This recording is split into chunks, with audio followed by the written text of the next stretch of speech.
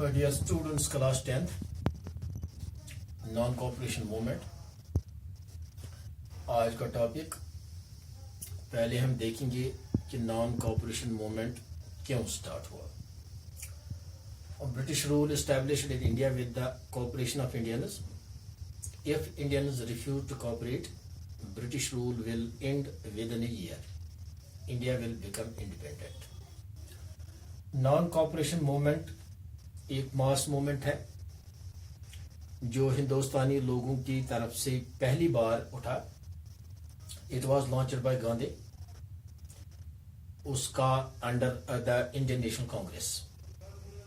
तो British rule जो establish हुआ था ये हिंदुस्तानी लोगों की कोऑपरेशन की वसातत से हुआ। अगर वो कोऑपरेशन ना करते तो ब्रिटिश रूल हिंदुस्तान में पूरी तरह से एस्टैब्लिश ना होता और India will become independent. So Gandhi took the non cooperation movement. इसीलिए गांधी ने नॉन कोऑपरेशन मूवमेंट को उठाया। उसका प्रोग्राम जो है surrender of titles that the government avoided, boycott civil services, army, police, courts, legislative councils, schools and foreign goods. Each and everything under the British rule should be boycott. तो ये था non cooperation movement का programme.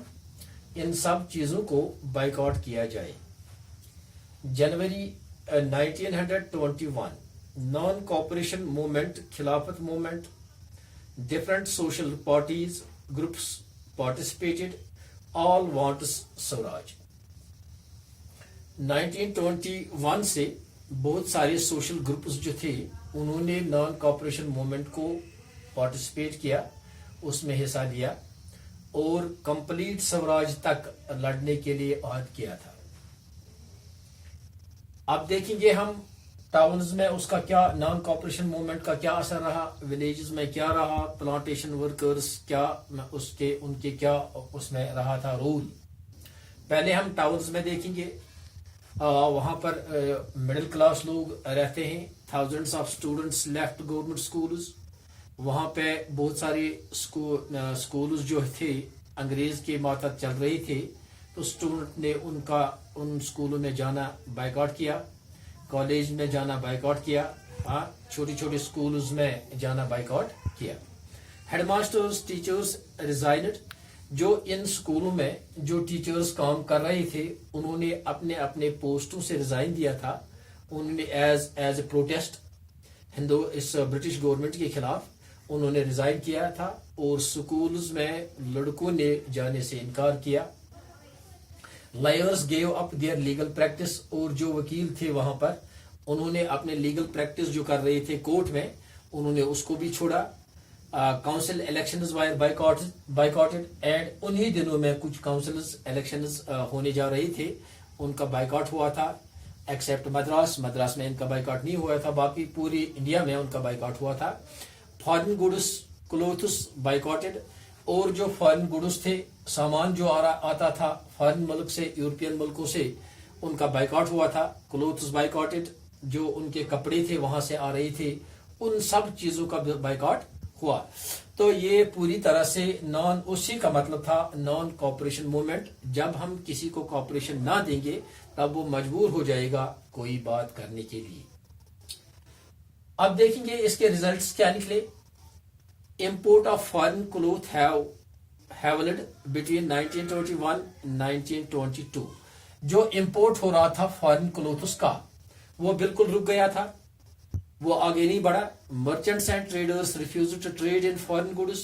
जो merchants थे, traders थे, जो उन्होंने बिल्कुल रिफ्यूज किया था फॉरेन गुड्स को। उन्होंने अब उनकी चीजों की कोई ट्रेड, तिजारत वगैरह ये सब कुछ छोड़ दिया, उनके साथ अब तिजारत करना छोड़ दिया। People discard foreign clothes. और जो लोग थे उन्होंने फॉरेन क्लोथ्स अगर किसी के पास लगाया हुआ था उसने निकाला और जलाया। Wear Indian clothes. और उन्होंने अब हिंदुस्तानी क्लोथ्स को लगाना शुरू किया था। अगर किसी के पास कोई फॉरेन क्लोथ था, लगाया भी हुआ तो सिलवाया भी हुआ, तो उसको निकाल के उसने उसको जलाया। Production of Indian textile mill went up. जो यहाँ पर हिंदुस्तानी टेक्सटाइल मिल دیٹ واز شرنکڈ, جو بالکل کمزور ہو گئی تھی, جس کا کوئی ویلیو نہیں رہا تھا, اب اس کا ویلیو بڑھ گیا تھا, اس سے کافی اچھے تعداد میں مال نکلتا تھا اور لوگ اس کو استعمال کرتے تھے. بٹ ایک بات وہاں پر ہوئی تھی, کھادی واز مور ایکسپینسو, جب اس کی ڈیمانڈ بڑھ گئی تھی, جب لوگوں نے اسی کھادی کو استعمال کرنا چاہا تو اس کی ڈیمانڈ کافی حد تک بڑھ گئی.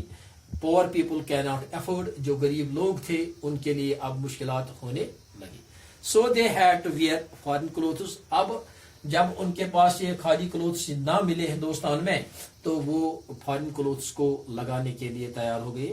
Indian institutions were slow to come up, جو ہندوستانی انسٹیٹیوشنز تھے slow to come up, so students and teachers joined back to the government schools. اب جو ہندوستانی انسٹیٹیوشنز تھے ان کی کوئی اچھی کارکردگی نہ رہی, وہ ٹھیک طرح سے نہ چلے, تو اسٹوڈنٹس نے اب واپس اپنے اپنے اسکولوں کو جوائن کیا تھا, گورنمنٹ اسکولوں کو جوائن کیا تھا, کالجز کو گورنمنٹ جوائن کیا تھا.